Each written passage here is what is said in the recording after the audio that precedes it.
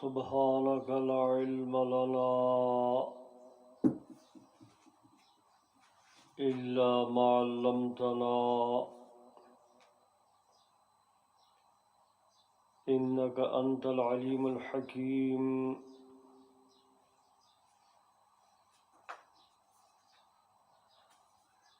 بسم الله الرحمن الرحيم.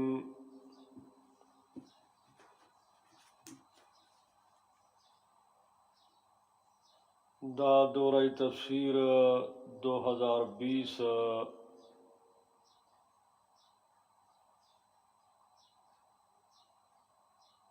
دولسم درس دے.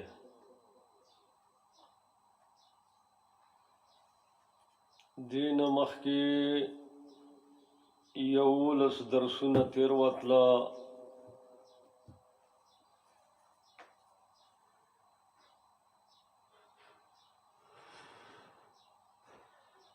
او دا یولس درسونه عنوان لري التقریب.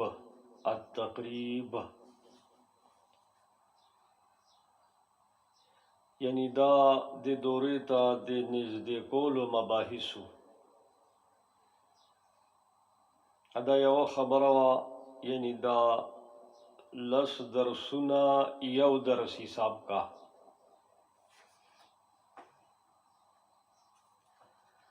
بیا یو لسم درس منگا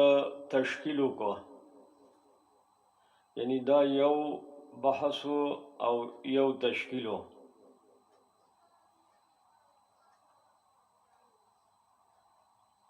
دعات وی چې تشکیل ضروری دی، نو منگ دے لسو درسون نرستو پا یو لسم درس کی تشکیلو کو. دا دے عنوان دے التقریب. دا یو خبر دا یو ملګری دا لس درسونه او تشکیل په یو ځای وانوري،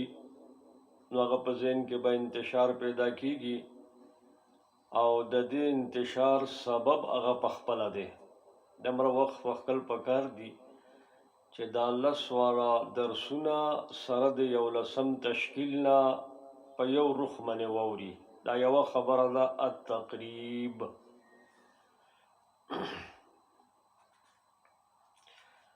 اوس دولسم درس عنوان چې دلته کم دی هغه الاهدا دی. الاهدا قدیبا او حدیثا زمونږ د مشایخو دا دستور دی چې هغه خپل څه کتابچه یا کتاب چې ولیکي، زمونږ خو دا کتابچه ده، هغه هم د کراسه په شکل کې ده، د کاپي په شکل کې ده، چې کم ملګري دورو ته شریکیږي هغو ته لږ اساني شي. نو قدیما و حدیثا زمونږ مشایخ دا دغه لري، دستور لري چې هغو خپل دا معمولی کار مشرانو ته هدیه کی. نو موږ هم دا خپله مختصره رساله چې نوم یې والا موږ ایښی دی المختصر من الجواهر والدرر الى خلاصة الصور. دا جواهر او درر لفظ موږ د امام غزالی د جواهر نه راغستی دی. امام غزالی یو مختصر تفسیر لیکل دی جواهر القرآن. ډېر داسې اشارات غنی دی، عربی کې هم دی او غالباً په فارسی کې هم دی. هغې کې امام غزالی په خپل حساب سره چې هغه کومه فلسفه لري، امام غزالی فلسفه د شپږو خبرو نه عبارت ده. امام غزالی د فلسفې شپږ عنوانات دي. یو عنوان دا دی چې ای انسانه ته ځان وپېژنه. دویم عنوان دا هغه ایښی دی چې ای انسانه ته خپل رب وپېژنه. او دریم عنوان هغه دا ایښی دی چې ای انسانه ته دا دنیا وپېژنه. اسلورم عنوان هغه خده انسانات آخرت پیژنا، او پنځم عنوان دا دی چې ته منجیات هغه صفات پیژنا چې هغه صفات سره سره دنیا او آخرت کې د الله د عذابونو نه او د حساب نه نجات واخلي. او شپږمه خبره مهلکات ته، یعنی هغه صفات چې هغه انسان هلاکي او تباکی او بربادی او د جهنم ایندنې جوړه. نو دا شپږ خبر د امام غزالی د ټوله فلسفه خلاصه ده. ځانو پیژنا، رب پیژنا، دنیا پیژنا، آخرت پیژنا، منجیات پیژنا، مهلکات پیژنا. دې منه امام غزالی ډېر کتابونه لیکل دي. امام غزالی شافعی او خو هغه زمونږ د حکماو نه دی او د حکمت بالغه کې مونږ ډېر زیات هغه نه هم کار اخیستی دی، ولې چې هغه بر یک وخت متکلم هم دی او صوفي هم دی. نو په دواړو خبرو با خبر دی، نو خبره ښه جوخته ده. احادیثو کې هغه لږ ډېره دویم نمبر باندې دی، لیکن په دې نورو خبرو کې هغه ایک نمبر باندې دی. نو دا جواهر او درر لفظ منګ د هغه ناغسته دي. منګ مکی صورتونه په جواهرو چلو، مدنی صورتونه په دررو چلو، او دنه و بیا د تفصیلات وی. نو دا یو مختصر دی د جواهر او د درر نه الی خلاصه الصور چې د صورتونو دا موضوعات غنی منګ ته معلوم شي او اندازه غنی ولګي چې صورتونو کې دنه سدي. باقی تفسیر چې دی هغه به تفسیر بالروايه، تفسیر بالدرايه، تفسیر بالاشاری. 1400 کاله چې زمونږ مفسرینو کوم ډېره لویه ذخیره د تفسیر بالروايه، بالدرايه او بالاشاری کې موږ لای خدا د سواد اعظم مفسرین دي. د هغو ټولو تفصیلات ما په لباب البراهین فی مناهج المفسرین هغه کتاب چې پاغې کې دنه مکمل نوم پیدا شي، لباب البراهین فی مناهج المفسرین بضوء اصول تفسیر. نو پاغې کې اصول تفسیر هم شته یو حدا پورې، او نور د مناهج مفسرین دي. نو پاغې کې دنه ما د مفسرین هغه فرستونه یې دي چې موږ له کم مفسر یا کم تفسیرات موږ له په تفسیر بالروايه کې قتل پکار دي، کم تفسیرونه موږ له په تفسیر بالدرايه کې پکار دي، کم تفسیرونه موږ له په تفسیر بالاشاری کې پکار دي. استاد صابونی صاحب په علوم القرآن کې هم دا درې قسمه کړي دي: تفسیر بالروايه، تفسیر بالدرايه، تفسیر بالاشاری. او کتابونه هم خودلی دي، لیکن چونکه حضرت صاحب داسې ماحول کې پاتې شه دي، نو هغه ماحول کې دي. نو منګ دلته کې باضابطه د سواد اعظم رعایت ساتل دی، ولې چې دا ټول فساد د هغه خلکو د لاسه شوی دی چې کوم د سواد اعظم نه بهر دي. شاه ولی الله رحمه الله په عقد الجید او الانصاف کې صراحتا ویل دي چې په 2مې صدۍ کې بیا په 4مې صدۍ کې د امت اجابت اجماع په مذاهب اربعه شوی ده. نو لذا دا مذاهب اربعه د امت سواد اعظم دی، په دې کې پاتې کېدل امن دی او دینه وتلل فتنه او فساد دی. نو کوم خلک چې د دین اوت دي هغه بقول حضرت امام شاه ولی الله رحمه الله هغه په فتنه او فساد کې مبتلا شي دي. نو لږ به د دې رعایت ساتو، چونکه د عرب عمومي د 14مې صدۍ کې مزاج آزادانه او د مذاهب خلاف و. نو دغه وخت کې دا ځنې ښه خلک هم هلته د هغو نه لږ ډېر متاثره شوي دي یا یریدلي دي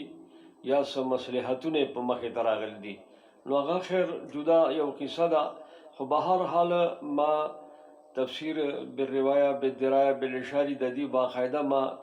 دغه ورکړي دي هلته کې تفصیلات په لباب البراهین فی مناهج المفسرین کې. من دا خپل مختصر چې کوم دی من الجواهر والدرر الى خلاصه الصور دې کې صرف د سورتونو موضوعاتو ته موږ یو ملګری نږدې کوو، باقي تفاسیر به هغه ګوري او په دې نږدې وخت کې زیات په جنجال کې که ځان نه اچوي نو تفسیر معالم العرفان فی دروس القرآن د شارح ششم د حکمت بالغه دا یو داسې تفسیر دی په 46مې صدۍ کې په 60 جلدو کې. دا یو ډېر لوی جامع د تفسیر بالروايه، تفسیر بالدرايه، تفسیر بالاشاری او د شاه ولی الله رحم الله د فلسفه محتاط ترین طریقې باندې دا تفسیر شوی دی. نو ملګری دغه تفسیر نه فائدہ غستې شي. یو دویمه تفسیر عثماني هم ډېر په قربانو لیکل شوی دی. تفسیر عثماني په خپل حضرت شارح ششم ماتوي چې تبع معالم سره خامخه تفسیر عثماني دی او تفسیر عثماني کې دنه چې کوم فواید دي فائدې اب لازمی ګوره، یعنی دا دغه یو قسم له حکم چې تبع دا کار کوي. او دې سره چې موږ د انبیاو د قومونو چې کوم د عروج او زوال دی قران پاک کې دا ډېر زیات راغل دی. تذکیر بایام الله نو دې کې به موږ قصص القرآن د مولانا عبد الرحمن چې هغه د شیخ الهند د جماعت یو عبقري شخصیت ته هغه براخلو.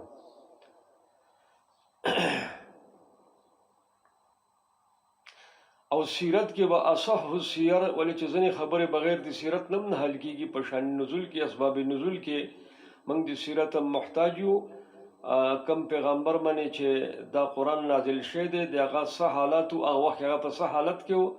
نو اصح السیر چې کوم نظام الدین کې داخلي نصاب دی او دیوبند کې دیو کنه دی ماته خو د دې اندازه نشته دی خو په نظام الدین کې داخلي نصاب دی نو هغه زموږ مرکز دی نو هغه به سیرت کې ګورو. او باقی که جزیرة العرب جغرافیه ګورو تفصیلی جغرافیه نو هغه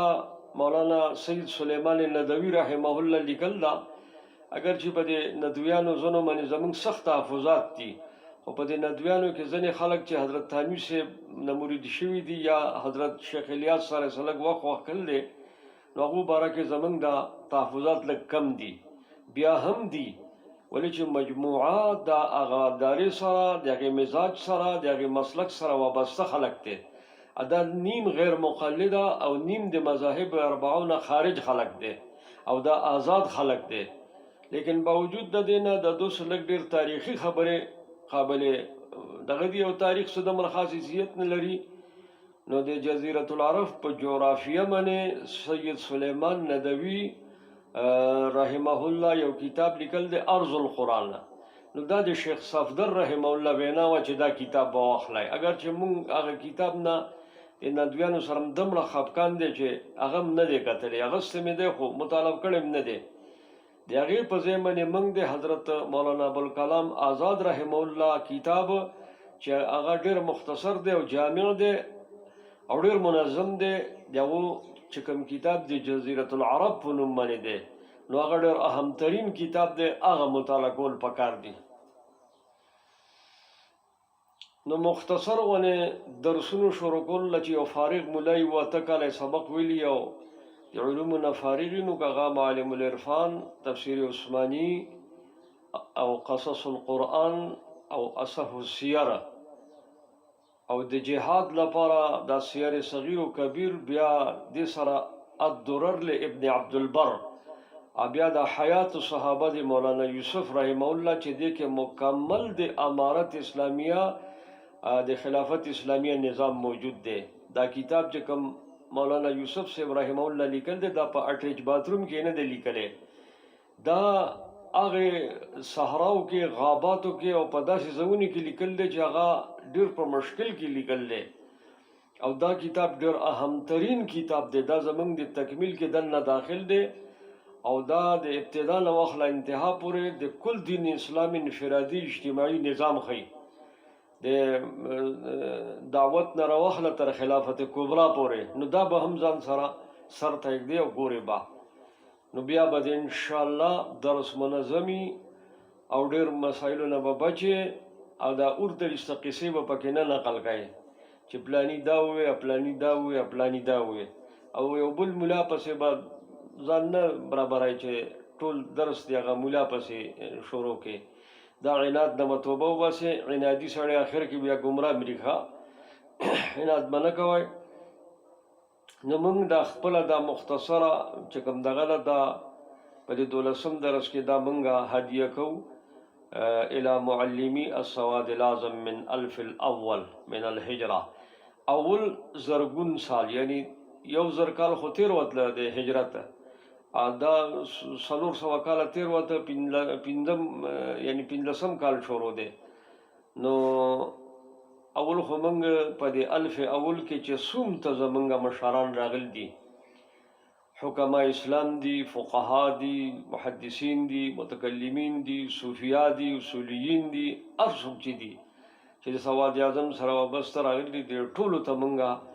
دا خپل دا رساله چې دا هدیه کوو او د خدای ډیره وسیع ده هغه قدرت کامل دی او دې سره زمونږ سخله نه خوږیږي خو موږ یادیه کوو یوه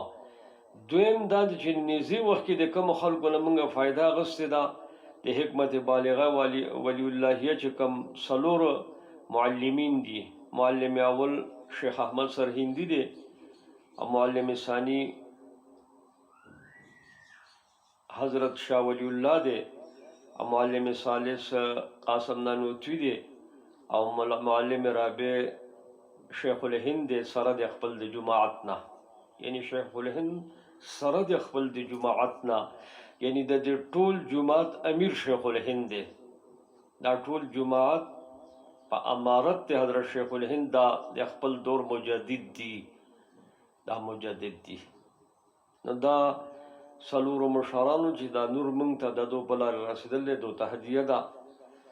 بیا د شاه ولی الله رحمه الله چې کوم دا فلسفه ده په دې باندې دې وخت کې دنیا کې ډېر کار روان دی کافر هم کوي مسلمان هم کوي او دا ډیسکو اسلام والا هم کوي یا دا ټول کوي نو ښه خلک هم کوي او بد هم کوي او په قمقلتوب هم کوي او په عقلتوب هم کوي یعنی هر قسم خلک په دې باندې اړم دی شاه صاحب ته خبره منسوب کوي او درز وباسي نو دی وجه نه موږ د شاه صاحب او دی وجه نه شاه صاحب چې دی نو هغه مخدوش په دنیا کې موږ ته ډېرو خلکو مشوره راکړه چې ته د شاه صاحب دا نوم زیات مه اخله ما هلکه مجمع سند اسناد دی ټول علما دیوبند سند دلته رسېږي دی څنګه پرېږدم چې د دې نه اشکال پیدا کېږي ته د پلاني تنظیم به شمار شې ما د دې څه اشکال خبره ده دا اشکالات ته خپل ځان سره کېده موږ چې کوم انداز کې خبره کوو دا به موږ کوو او تر اخره به یې کوو خو په هر حال بیا موږ د دې خبرو نه مجبور شو چې د شاه صاحب فلسفې او د حکمت مطالعه وکړه او د مشرانو نه مې وویله د ویلو نه او د مطالعې نه بیا د لولولو نه وروسته دې نتیجې ته ورسېدو چې د شاه صاحب شارحین دا 6 کسان دي اول شارح شاه عبدالعزیز دی چې هغه یې زوی دی دویم شارح شاه رفیع الدین دی چې هغه یې هم زوی دی دا اول په روایاتو کې امام دی دا دویم په درایاتو کې امام دی او دریم دا مجاهد کبیر شاه اسماعیل شهید دی چې نسی دی او د یو جامع شخصیت دی دا دریم شارح دی او څلورم شارح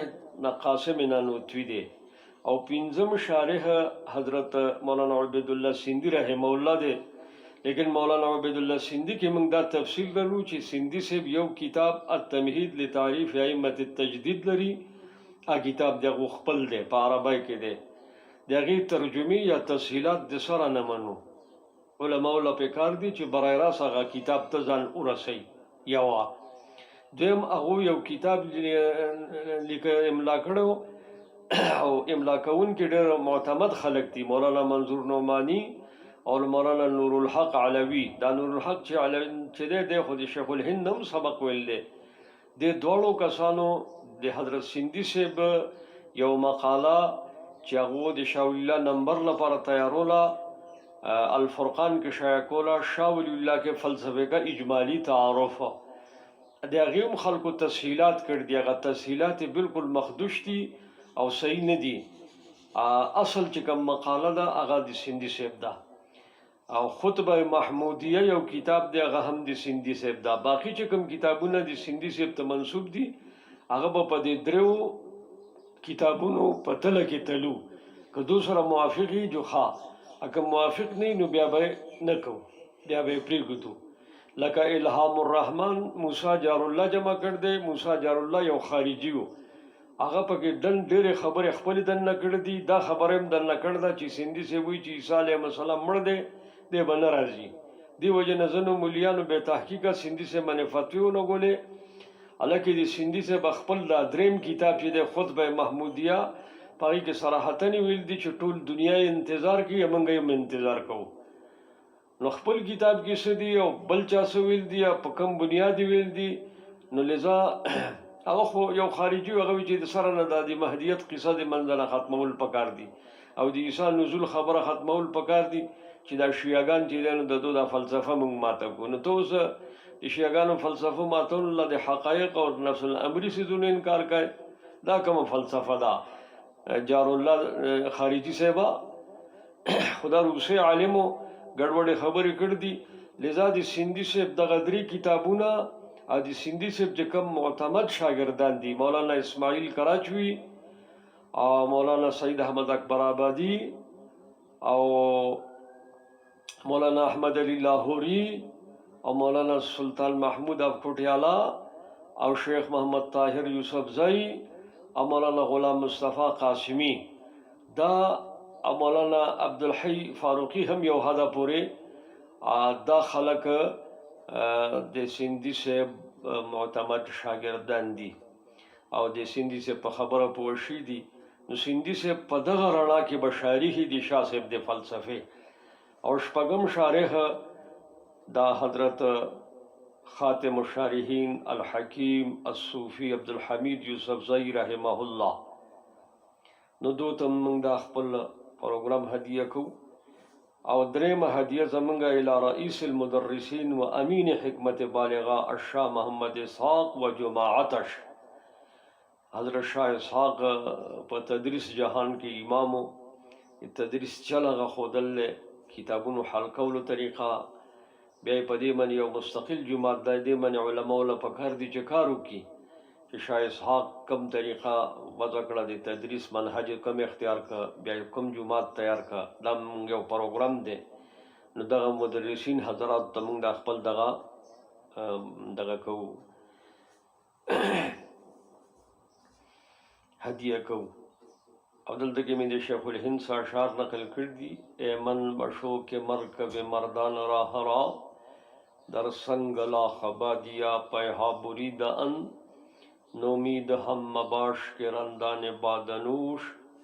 ناگاه با یک خروش به منزل رسیده یا اند منزل خو یو د کور ته منزل وي دا خو د بیوقوفانو خبرې دي ایو منزل چې کوم دی هغه منزل مقصود دی هغه د دینه مراد هغه دی هرگز نمیرد آنکه دلش زنده شد به عشق سبتست بر جریده عالم دوام ما دی وخت کې په جریده عالم کې زمونږ د اکابرو تعبیر و تشریح دی هغه دوام لري سبحان الله سبحان یوازې مولانا الیاس ته وګوره ورپسې ټول داستان عهد گل راز نظیر مشنو احمد آشفت تر می گوید این سخن را دا داستان درته زه بیانوم ښه په غوږونې واوره انشاءالله ډېره فایده به دله درکړي دې پسې موږ د سند تفسیر لیکل دی عنوان دی د سند التفسیر دا به درته زه صرف په دې عربی کې ووایم باقي تفصیلات به بیا څه وخت کې وکړو اخذت التفسیر من المشایخ المکرمین صالة منهم الاستاذ عبدالباقی السواتی رحمه الله په اسلام آباد کې موږ د حضرت نه دا ترجمه چې لس سپارې په وفاق کې ویلې کېږي د نم ویلې وه او آخر وخت کې دی په جامع اسلامیه مری روډ باندې شیخ الحدیث هم اوس نږدې وخت کې اکسیډنټ وشو شهید شه ډېر پاک سړی و ډېر پاک سړی و داسې پاک سړی موږ چېرته نه دی لیدلی ومن مشایخ مظهر العلوم من سلسله امام الاولیاء احمد علی اللاهوری رحمه الله دې باندې به زه بیا تفصیلات څه وخت کې وکړم ومن امام الموحدین الشیخ محمد طاهر یوسف زئی رحمه الله ومن إمام المحدثين في قرن العشرين الشيخ سرفراز خان صفدر رحمه الله. وفي نهاية الأمر أخذت التفسير من جامع النقل والعقل والكشف والأمور العامة الشيخ الحكيم المحدث المفسر الصوفي عبد الحمید یوسف زئی رحمه الله. حضرت صاحب تمنگا آغا دی تکمیلات او د هر څه نرستو انتهایی اختتامی پروګرام کې خپل دا ټولې خلاصې واورولې او حضرت صاحب موږ له خپل دست مبارک باندې سند ولیکه. دا بره تاسو ته چې په دې تختای باندې سخکاری دا د حضرت صاحب عبارت دی چې بیا موږ د وغز په لرګي باندې ډېر صفا انداز کې فتح الرحمن باندې دا سند هغو ماله ولیکه او د فتح الرحمن نه موږ بیا دې ته نقل کوو. اوس په فتح الرحمن باندې موجود دی. دې مشرانو نه خو موږ اصالتاً برای راست دا تفسیر حاصل کړ دی او واخذت التفسیر من مشایخ شتى اجازتا ځنې کسان نه موږ اجازتاً اخیستی دی. منهم الداعیة الکبیر الشیخ الامیر سعید احمد خان الافغانی امیر التبلیغ فی جزیرة العرب. لیکن د حضرت صاحب په صحبت کې او د حضرت صاحب په درستونو کې منګه پاتې شو موږ چې کله دو الته جزیرة العرب نه په سن 90 کې ووخله او سبب دا بیان که چې ته کم کسان په جزیرة العرب کې تیاری نو هغه کسان چې کله دا شاهي خلق تیروزی نو په هغو باندې دبدبه نه قایمیږي او دی وجې نه به ته دا ملک پرېږدې وځې به ته چې دا کم خلک دلته کې پیدا کړی دا خلک صحیح نه دی. دو د مغربي آدابو نه اشنا خلک نه دی. دو مونږ بت نه ګڼي او مونږ ته قیام او تعظیم نه کوي. نو حضرت صاحب یې راووښکه. حضرت صاحب سره بیا الحمدلله افغانستان په سفر کې هم زه حضرت صاحب سره تلیم. جلال آباد کې د هغو بیانو پېښور ته هم تلي، سوات ته هم تلي، د ابټاباد ته هم راغلي. حضرت صاحب ما ته ډېرو خبرو کې دا قرآن کې دننه چې څه اشکالات په دعوت باب کې او د جهاد او دعوت په منځ کې تطبیق باب کې دا د حضرت صاحب فیض دی. نو دا هم یو من وجهن اصالتن هم دی او من وجهن اجازتن هم دی. وفخر المحدثین فی الجامعة الحقانیہ شیخ مغفور الله بابا. حضرت شیخ مغفور الله بابا زمونږ د دوره کې د هزارې ته چې راغلی و اخر کې پروګرام دا دواله نو حضرت صاحب باقاعده موږ له سند راکړی او هغه سند موږ سره شته او دې باندې الله موږ شکر ادا کوو. والمهارة فی الفنون و شیخ الطالبان شیخ حمدالله جان رحمه الله. بلکې شیخ حمدالله جان رحمه الله خو د آخري وخت کې بلکې آخر کم کال چې رخصتې ده هغه کال یې پورې د دو د مسلسل 100 کاله ختم بخاری بیان له حضرت صاحب زرا غوښتم. باقاعده به هغه ملا ته ووایي چې دته نمبر میلاو کا. بیا به هغه نمبر میلاو کو. بیا بابا په خپله ماته وایي چې ته به خامخا راځې او خامخا به بیان کوې. بیا به زه هر حال کې چې ما به دغه بیان ته ځان رسو. بیا به یې کله ماته په خندا ووایي چې ته چې دا بیان شروع کوې زه خوشحاله شمه. ته چې د پلانو پسې ولګې که نه دا پلاني ته ګډ وډ کې نو ډېر خوشحاله شمه. هغه پلانو سره حضرت صاحب صاحبزاده وم نو هغه به راته څه مشکلات پیدا کول خو زه خیر حضرت صاحب ډېر لوی انسان و، ډېر لوی جامع په علومو کې او تر اخره پورې د طالبانو سرپرستی او استادي او یعنی د آخري بیانات چې دلته کې بیا ما واورېده د